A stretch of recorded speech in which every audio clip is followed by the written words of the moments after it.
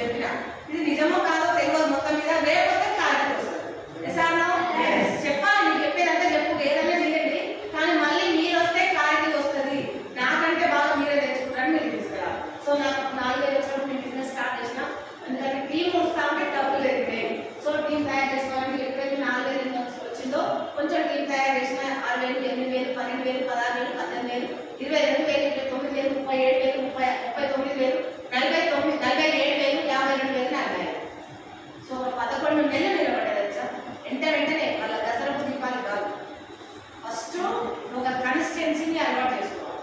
నిజంగా నేను కరీంనగర్లో టీచ్ చేస్తా అంటే నేను వారం ఫస్ట్ రెగ్యులర్గా కొత్త వాళ్ళని కలుస్తూ ఉండాలి.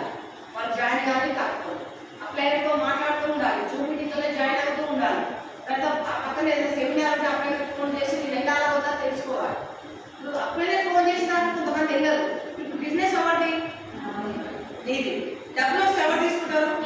మరి డబ్బులు వస్తే నువ్వే తీసుకున్నప్పుడు, కాల్ వస్తే నువ్వే తీసుకున్నప్పుడు, లక్ష వస్తే నువ్వే తీసుకున్నప్పుడు మీటింగ్ ఎవరు వెళ్ళాలి? మరి అప్లైనర్ ఫోన్ చేస్తే మీటింగ్ ఎందుకు కాదు?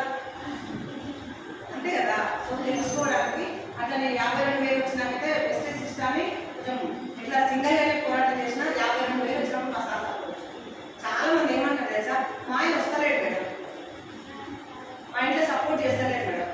సో నేను మీ నోట్తో అనిపిస్తాయి బిజినెస్ ఎవరో చేయొచ్చు. So suppose